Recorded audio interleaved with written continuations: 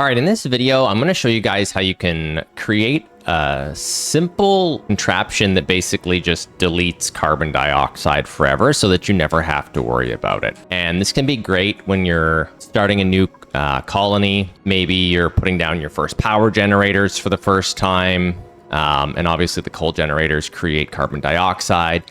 And so what I used to personally do is I would take it and I would try to like hide it somewhere or put it away from the base, under the base, so that way it wasn't polluting the area where my dupes were living. But you actually don't have to do that if you build this really simple setup. And this is great.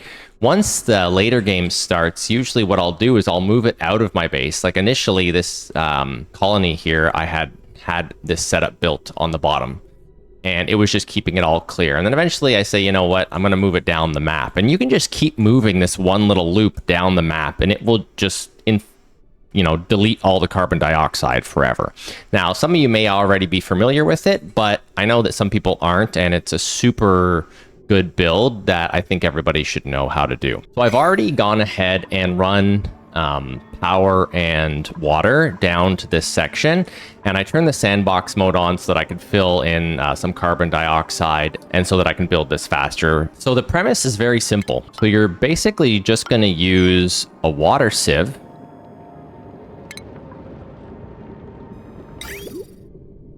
mixed with a carbon skimmer. And then your plumbing setup, you're going to intertwine them. So the water sieve is going to output clean water into your carbon skimmer, which is using the clean water to get rid of the carbon, and then it's going to go and put that polluted water into your water sieve. Or sieve. I'm not sure how it's pronounced, but anyways, you know what I mean. Now, what's really cool about this is that it will run indefinitely. You don't have to keep it. Like once you load this with water, you can disconnect it, and as long as it has power, it will just run forever. So let me go ahead and show you. We're gonna hook up power to this, and it's not that expensive. It's $240. Could be worse. And I mean, once obviously the carbon dioxide's gone, it stops burning power. Now for the plumbing situation, you always want to use liquid bridges when you're loading stuff, because they seem to work better to prevent it from overfilling. So sometimes when you get too many packets and then you have to delete some of the water out by either plumbing or deleting the pipe to keep the flow going good.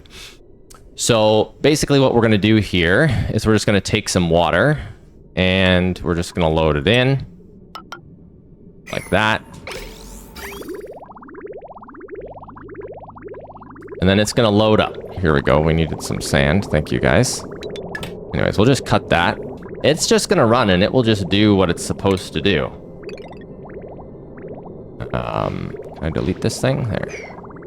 Not very good with these sandbox tools. I never use them, and so if you were to watch this, you'll slowly see that this thing is just gonna clean out this entire area.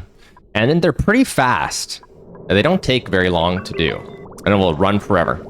That's it, as long as you have power.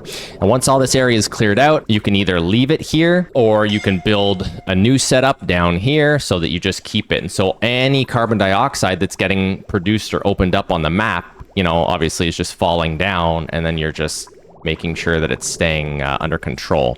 And the great thing is that, like I said at the beginning, when you're starting your early colony and you're concerned with where you're going to put your coal generator, you don't have to worry about hiding it. You can stick it right in the middle of your base and just build one of these things right beside it, and you will have no carbon dioxide issues.